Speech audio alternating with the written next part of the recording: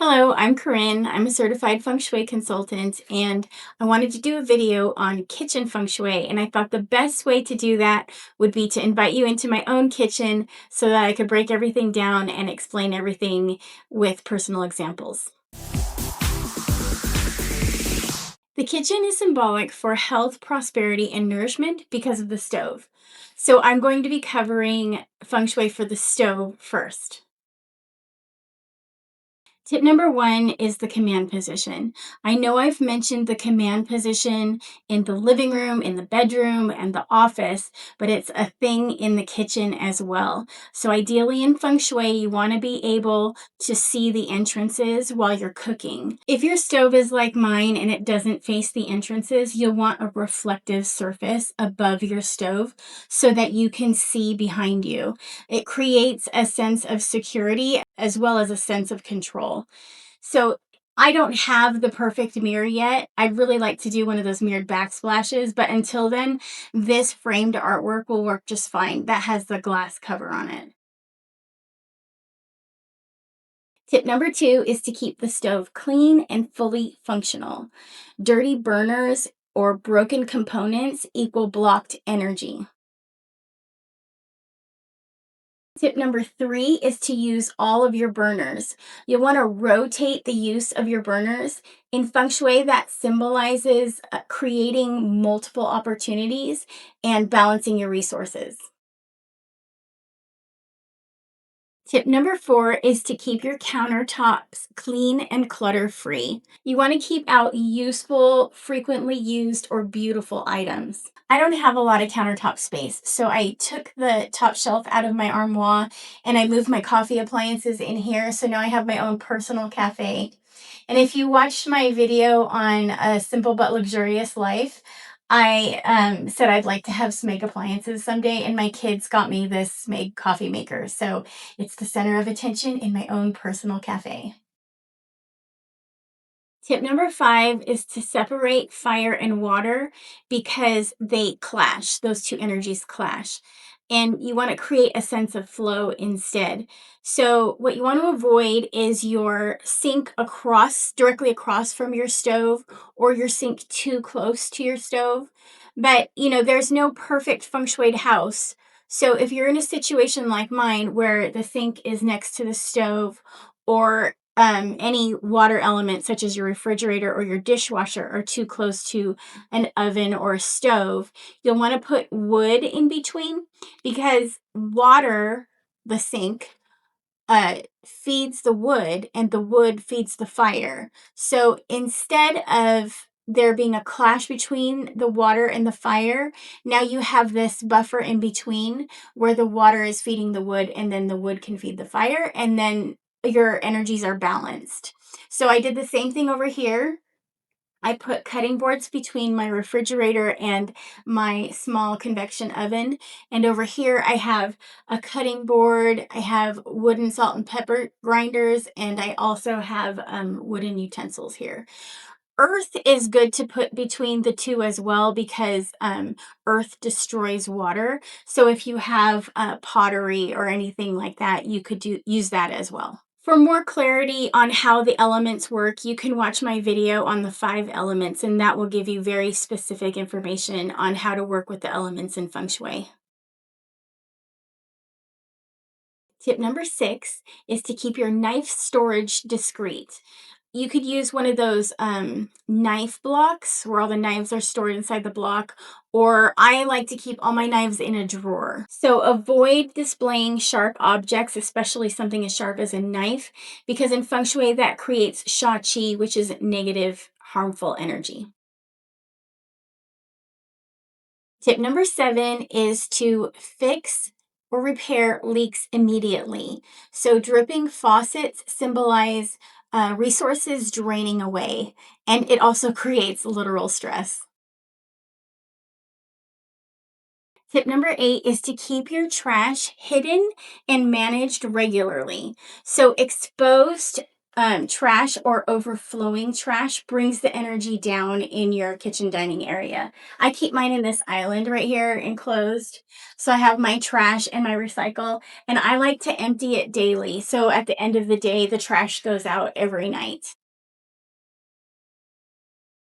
Number 9 is to repair or replace broken items promptly.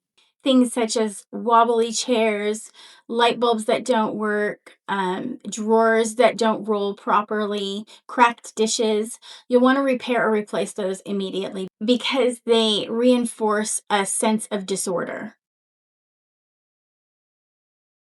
Number 10 is to keep your refrigerator organized and clean. Fresh, organized food symbolizes abundance. Old leftovers or expired items symbolize stagnant energy. So keep your refrigerator clean on the inside. Tip number 12 is to honor the center of your kitchen. I have this gorgeous island that my husband made me in the center of my kitchen, and I also have a bowl of fruit. The citrus fruit in particular represents abundance in Feng Shui, and this bowl is something my niece gave me, and the tray used to be my mom's. And you can enhance energy with fire, so I have a candle here to enhance the energy of abundance. Tip number 13 is to use the right colors. I recommend using natural organic colors such as grounded neutrals. You could go with warm whites, muted greens, soft beiges. It's really easy to mess these colors up, so I tend to choose from the neutral colors. I decided to go with green because my kitchen is in the southeast sector and my dining area is in the south sector. Southeast is wealth and abundance. The colors are green, red, and purple, and south, the colors are red and orange for fire. But green is also the color for wood, and wood enhances fire. So green works for both my southeast sector and my south sector. If you'd like to know what colors work best for your kitchen dining area, check out my video on how to use the Bagua map, and that will help you pinpoint where your rooms fall and what colors to use. Okay, number 14 is the dining table. So, ideal table shapes in feng shui are round or oval because it encourages conversation. Mine is rectangle, and the sharp corners aren't too sharp, but if you have very sharp corners on your table, you can always soften them with a tablecloth or a table runner.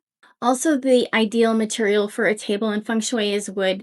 You could also use a natural material such as stone, marble, or etc. But I'd stay away from synthetic materials or a glass tabletop because with glass you get a lot of fingerprints. It's hard to keep it clean and you can see through the table, which doesn't give you a sense of security. Okay, number 15 is the dining chair. So, dining chairs should have a sturdy back to them. I don't recommend having a bench without a back. Chairs with arms are really great. I don't have those, but I do have the back. That's the most important part.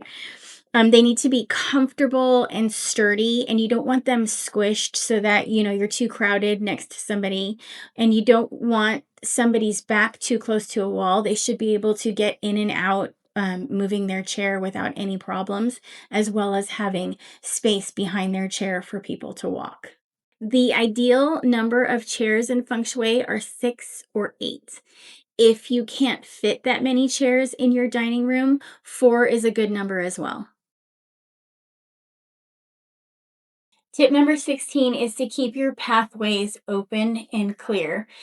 Chi needs room to flow, as well as there needs to be room for people to get in and out of their seats easily without bumping into anybody. And also, while they're in their seat, there's room for people to walk behind them if need be. Number 17 is what to display.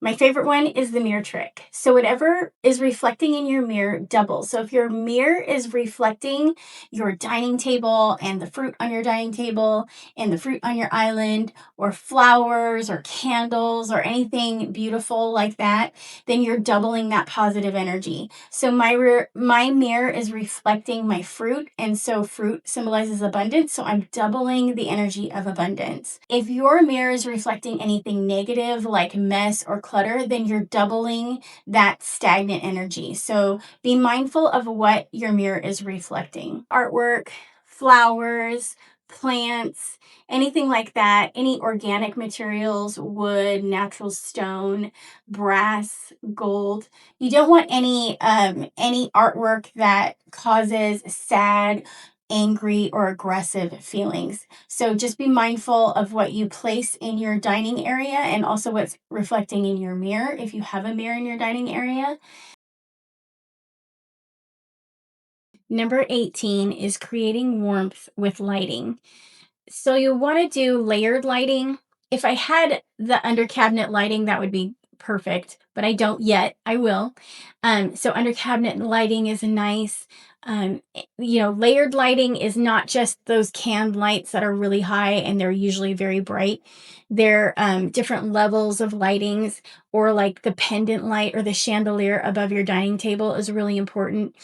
Keep it low so that it feels more intimate.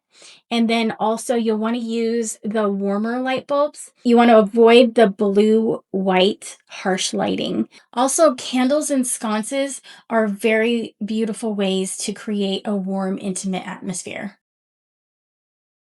Number 19 is a pleasant aroma. I like the smell of baked goods. Other things that you can do are like citrus smells, herbal smells. Anything natural is always good, but avoid the stale, greasy, mildewy smells.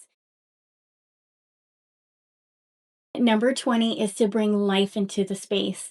Cooking, eating at the table, opening your blinds, your windows, getting fresh air in, lighting your fireplace, lighting candles, singing, playing music, things like that. You want to bring life, bring that fresh, positive energy into your space. I hope you got something from this video. If you did, let me know in the comments below. Hit the like button and don't forget to subscribe to my channel. Thank you for watching.